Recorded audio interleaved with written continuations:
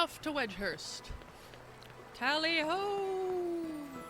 And of course we're still stuck in this outfit, which... yeah, it's Christmassy with the red and the green, but that's about it. Oh gosh darn it.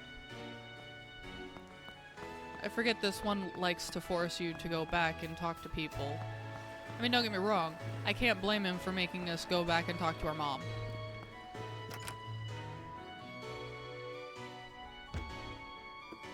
Mom! Yes, Score Bunny is adorable. Thank you. Aw, thank you, Mom.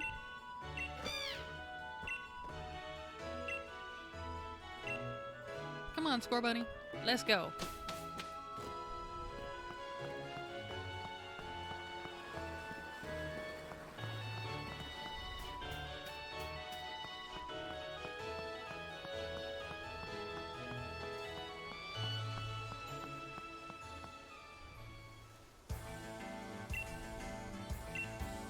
Guess I'll probably train a Brookie, but... well, then go. Get out of my way, and go. Okay, so we need a grass type. Squovit's a normal type, don't need a Squovit. Nicket's a dark type, don't need a Nicket. Wooloo is a normal type, don't need a Wooloo.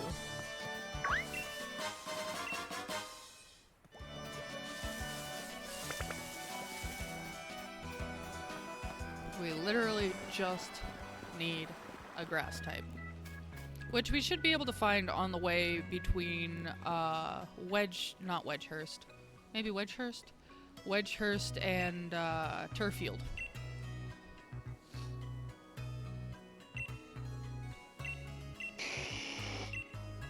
Charizard is probably why that guy does not get lost all the time.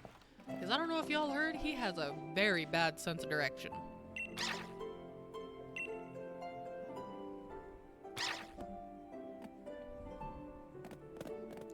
We could do an electric type too. An electric type would work. We just need something really effective against water type. And I think an electric type might be better off. Especially because at that point, if we have the electric type and we need it during the fire type fight, we can use it.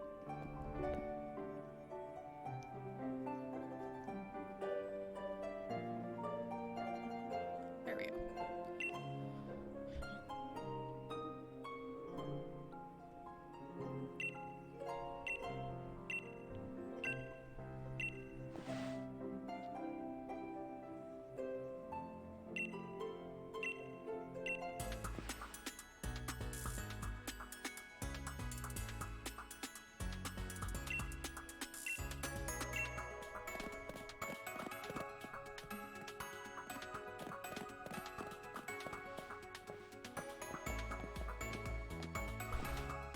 I love how he just follows Yamper. He's just like, yep, I'm so used to this, I'm just gonna follow the tiny corgi Pokemon.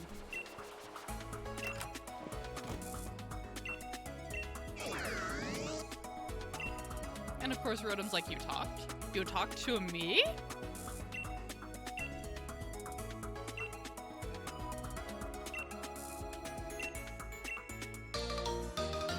Perfect, thank you. That is a thing that I required. And once we have the full living dex for Pokemon Sword in the other account, so right now I'm actually playing on my husband's account because I need the footage, but I don't want to get rid of that playthrough. So that's another thing that I really do enjoy about this Pokemon Sword and Shield and the fact that it is on the Switch, because every different file has its, or every different account has its save file. So I know my husband's never gonna play this game, so I talked to him about it, and he said that yes, I am allowed or permitted or whatever you want to call it. He agreed to let me use his account for this playthrough, which that's kind of why I talked to him, because, you know, as long as it's not unreasonable, he agrees, as should most relationships, if you ask me. But opinions are like buttholes, everyone's got one.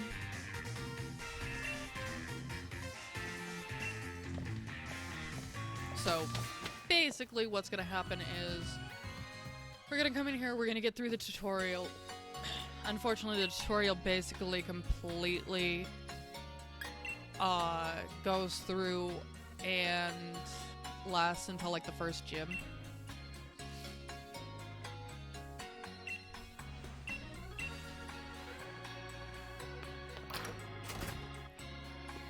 So we're really just gonna kind of like try to rush through this.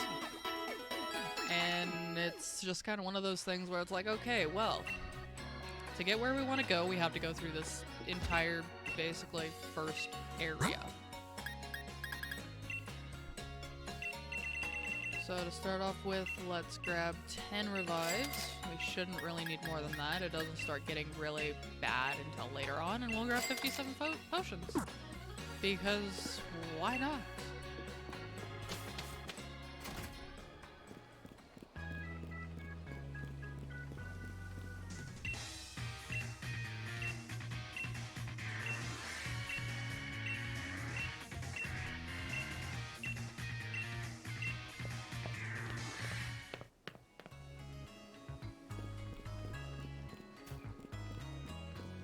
And off we go to Professor Magnolia's house.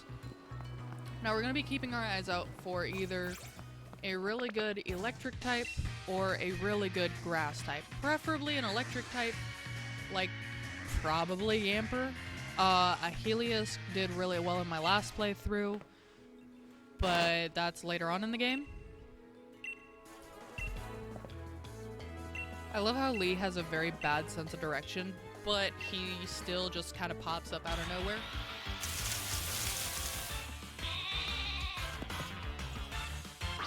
And I do apologize for all the yawning and scratching and itching.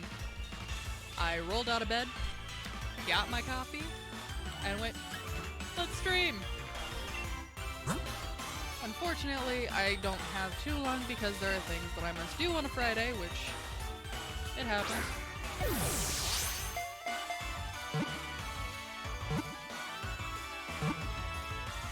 Thinking of that, I should probably figure out what I need for a new deck for Magic. I should go play F&M tonight. Which, by the way, if anybody's looking for just kind of an OP deck and your group, like your play group at your LGS,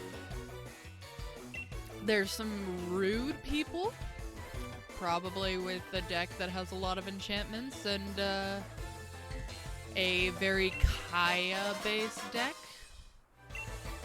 This deck would work well. I call it the blue-white jail deck.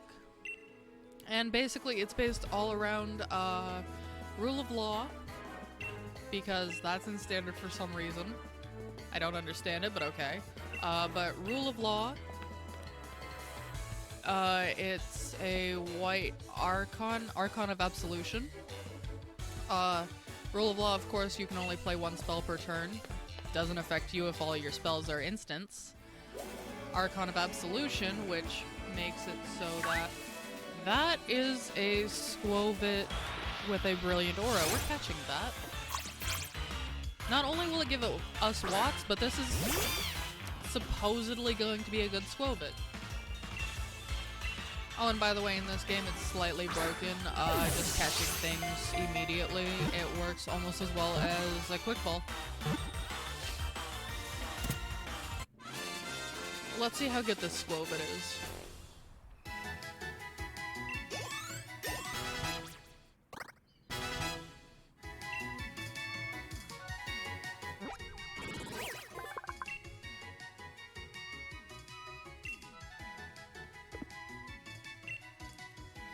But it's based around the Archon of Absolution, which makes it so that your opponent can't attack you or a planeswalker you control unless they pay 1. Non-legendary, you can use 4 of them at a time.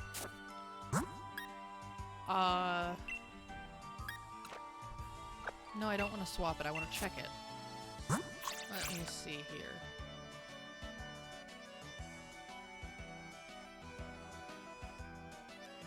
not bad.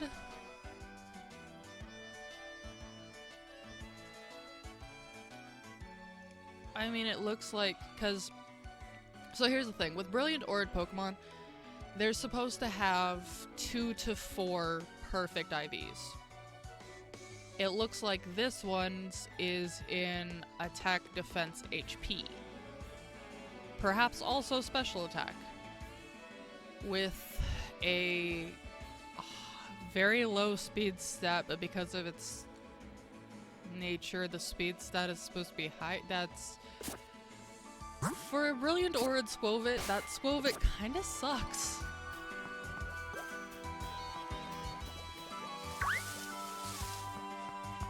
But, it's based around those ones and Hushbringer, which makes it so that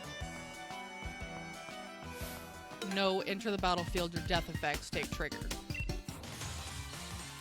And then a whole slew of counter spells, because why let your opponent do anything if you're forcing them to play a single spell per turn. And then I also have a couple Ley Line of Anticipation, that way everything has flash, so I can just play on their turn. Honestly, it's a really, really mean deck, but it doesn't go well against rogue deckers. So it's an assassin deck. It is very much an assassin deck. It's meant to go up against somebody who is doing something very specific that you know you can counter because, I don't know, they were rude to you? Needless to say, I built it for a very specific person. And now I'm going to switch it up, and I'm probably going to go from a white-blue deck to a blue-black mill deck. Which, by the way, that deck also included the... what is it called? The Magic Mirror, which then allows you to put counters on it and draw cards equal to the number of counters with no maximum hand size. And Jace, the... Unyielding Might? No. Wielder of Mysteries. I think it's the real Wielder of Mysteries. But it was the Jace from War of the Spark. Basically, I would do everything in my power to make sure my opponent couldn't do anything, and then draw my deck out, play Jace, draw another card, playing Jace as an instant because of Ley Line of Anticipation, play Jace as an instant, and win. Make it so that they don't even have a chance to counter Jace. Needless to say, it was and is a toxic deck. It was very toxic, is very toxic. And I'm not a white-blue player. I'm not an Azorius player. Naturally, I'm a Rakdos player. Or a Grixis player. I play with Nicol Bolas. So, basically my hand being forced to play a deck archetype that I don't play, there's not much I can do about that. Oh, and another thing, all the creatures in that deck were flying, so unless they had reach, they couldn't do anything about it. I think I made a girl hate me for that deck, because I was playing up against her green ramp questing beast deck, and there was a point she literally couldn't do anything for an entire round. And yeah, the deck drew games out. I never had a game go over 20 minutes though. And if she could get her deck to work, she won. She actually beat me that round. So the deck's not unbeatable, but it is toxic. It's gonna make people hate you. Unfortunately, there's really nothing I can do about that. And I never got to play the guy that I was really trying to play against because I had a deck to beat him specifically. So. Stretchy stretches. Gotta love the stretchy stretches.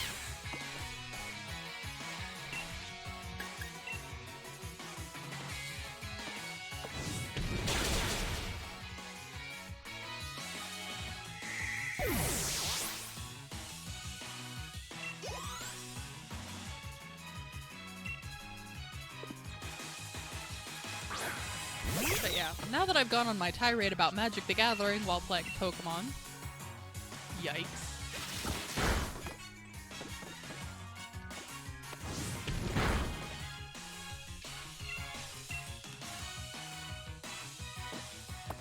But then again, thinking about it, what is it to be a nerd if you only nerd out about one thing? Ugh.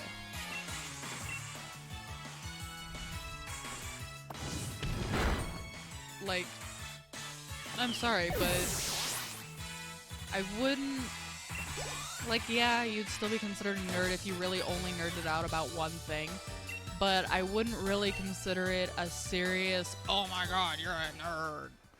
Like, so, a little bit of background, I used to work at a game store here in my local area. It's actually the game store closest to me. I also used to play Magic there. I don't anymore because they were banned from WotC for a little while for unsavory practices. No, they weren't hoarding promo cards to sell. Nothing like that. They were selling things too early. They were selling things too early, and there was some other things going around. And honestly, the owner is kind of not a decent person. That's about all I'm gonna say about that. The guy I worked under, he was cool. Talked a lot, but he was cool. The owner, not so much. But, needless to say, playing there wasn't...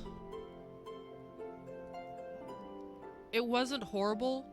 Unfortunately, the guy that they had running F&M, like, so I'm one of those people, I go to have fun and I go to test out really janky, really glass cannon decks. Some people there, a lot of people there were actually really good at deck building, so I usually ended up one of the last few. One of the last 3 people. I've grown up a lot since then, and now I'm actually doing better than that most of the time. But basically, I would end up one of the last few, and the guy that ran that side of the store would lay out prize pool, making sure everybody got something because, you know, we all paid to play. We should get at least, like, a pack in the end because that's kind of what we wanted. The guy that was running Magic would go over and adjust it so that he, who is usually first or second or third, and the other 2 people would get a lot more than what they really should have, and the last 3 people would get nothing. So, needless to say, I got really tired of that when it came to, like, the Core Set 2019/2020 promo packs. Like, when they started giving those out or opening those to give to people, that was when it really hit me that I'm like, no, I'm not going to play here anymore. I used to work here. I'm not going to play here anymore. And one of the things about working there was this place's main attraction was Warhammer. Warhammer 40k. They sold Warhammer 40k, they sold Dice Masters, Pokemon, HeroClix, and Magic the Gathering. Those were the main attractions. They also sold some Star Wars stuff and RPG books such as D&D books and Pathfinder. Okay, cool. A lot of the people in there would specialize in certain things. There was a guy who knew a whole lot about Magic the Gathering. He was the one that ran it. And then the guy that ran that side of the store knew a whole lot about Magic the Gathering as well. Okay, cool. I play Magic the Gathering, I got this. There was a guy that knew a bit about Pokemon. Okay, cool. I play the Pokemon TCG as well. I know how to deal with that, and I know what, you know, a lot of what people are looking for. Nobody knew anything about Dice Masters. I actually played in the pro scene for Dice Masters at some point. It was right before the Ninja Turtle set came out when they were starting to release full sets in single boxes instead of it being a collecting thing. Like, it's so big and was so big for my father and I that we even traded a foiled Deathrite Shaman for Green Goblin Gabi from the very first set. Basically, that card was, like, at the time we figured it would kick off, so we were calling it the Black Lotus of Dice Masters. It was the hardest to get a hold of super rare card in the game. We have it. I still have it. And then there was D&D. I play D&D. I know what people need. My husband is actually a dungeon master. My husband is our dungeon master, and by the way, with the next arc we're going into at the beginning of next year, we're going to be putting it onto the stream, so please do watch. But I know D&D. I don't know Pathfinder as much, but generally speaking, the people that come in for Pathfinder know what they're looking for because they've been playing it for a long time. New people look to get into D&D.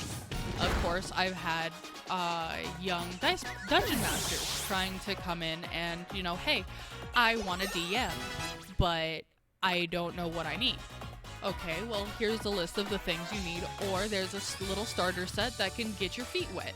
Make sure you like dungeon mastering before you put your money into getting all the books, because they are expensive. Yeah, you can find one or two at, like, secondhand stores, but there's something about becoming a new DM and cracking the spine on your DM's guide. And then on top of that, there's also the Warhammer 40k. Warhammer 40k and Warhammer Age of Sigmar. So basically you have your fantasy and you have your sci-fi. I worked there for a few months before I got sucked into Warhammer. Usually there was another person there that knew a lot more about Warhammer than I did. I got into it and I learned I loved to paint models. I don't know if anybody's seen it prior to him ending up falling out of the bookcase and breaking off his base, but I have a Magnus the Red right back there that was painted by a close friend of mine. I have models that I've painted, and I love painting. One of my favorites, I call him my Rainbow Pride Bird. I have a, no, it's not the Keeper of Secrets. What is he called? Kiros Fate Weaver. I have a Kiros Fate Weaver that I got from a buddy of mine through a trade, and I decided, okay, I want to make this bird match my entire army, my Tzeentch army. I play the three of the four demons. I play Khorne, Tzeentch, and Slaanesh demons, Slaanesh being my favorite. But my Slaanesh army wasn't up to snuff, and I got a majority of my Tzeentch army easily through a trade. So I decided to paint this Kiros Fate Weaver in a rainbow color scheme, meaning his wings, half the side was the warm side of the rainbow, the other wing was the cool side of the rainbow. He is really, really cool. He's a lot of fun to paint, took a lot of time. His wings themselves are 36 colors. And that's not even finished. So, needless to say, I really enjoy painting. But I then learned more and more and more about Warhammer 40k, because my boss basically said, hey, if you're chilling out because you've gotten everything done, learn about the products, learn about like the lore and such about it, like 40k, because that was one of their two main attractions. Their main attractions were Warhammer and Magic. I already knew about Magic, and I kept up on Magic. So I ended up learning a lot about the lore of Warhammer, and that's what dragged me in. And I don't regret it. Like, right now, I have my 3 armies for the demons. I am also painting a Harlequin army I'm still working on collecting it, but I'm painting a Harlequin army, and I've got the beginnings of a skeleton army. They're a lot of fun, and if you're looking for something that is expensive up front, but you can play for years and years and years and years, Warhammer is a good one. It's a very intricate game, and you need a lot of d6s, but it's a lot of fun. And, like, there are times where you can get lucky. I was playing a Warhammer game with my Slanesh army against one of my mentors. He was both my painting and playing mentor for Age of Sigmar. He's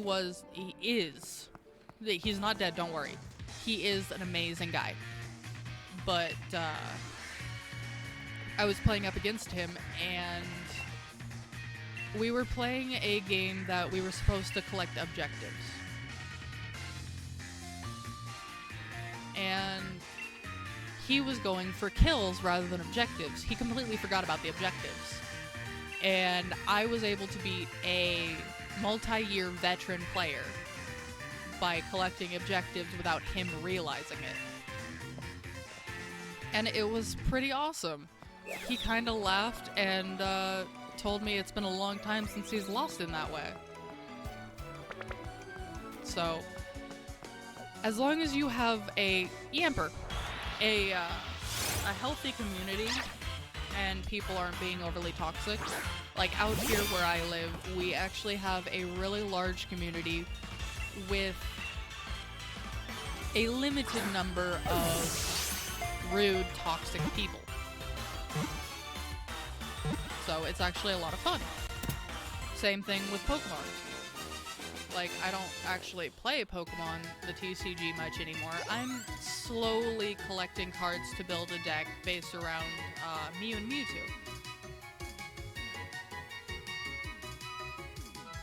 And a very close friend of mine is huge into the collecting, so every time he gets a Mew Mewtwo card or a card that would go really well with it, he gives them to me because he's a sweet guy like that. He happens to be my husband's best friend as well, so...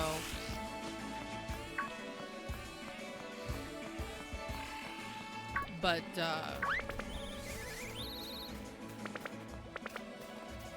we're catching that rookity. But yeah, honestly, just... I really don't know where I was going with all this, actually. I really don't. I guess what I'm really trying to say is let your freak flag fly. Bleh. Let your freak flag fly, let your nerd flag fly. Be who you want to be.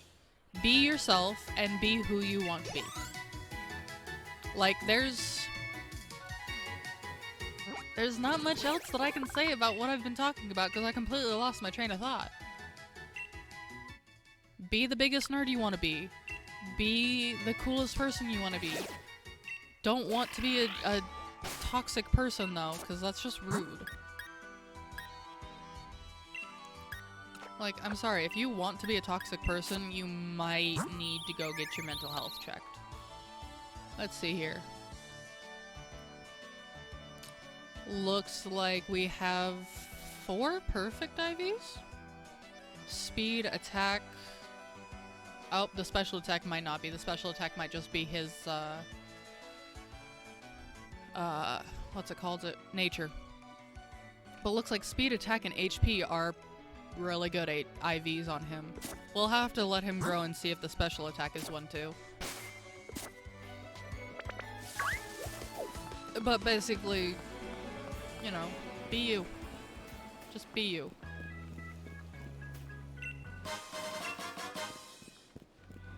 I don't ever want to hear of somebody that... I mean, I know it's gonna happen. I hate hearing about people that are afraid to be themselves because they're a nerd. You know? I really do. I hate it. In this world, you should be allowed to be who you want to be. You should be allowed to be a nerd. You should be allowed to be your own sexual orientation. You should be allowed to be you. Whether it's a nerd, a jock, a band member, or maybe you're just an introvert. Oh, that's one TM that you can't just not get. But anyway, this is not a TED Talk. This is supposed to be a Pokemon playthrough. Yeah! I need to stop being philosophical sometimes. Yeah, it's part of me being me, but it's kind of just a thing.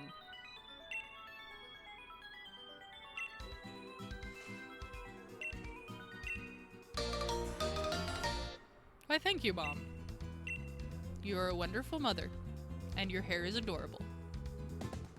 I wonder if we chose a different hair color and different skin color, if our mom would reflect that.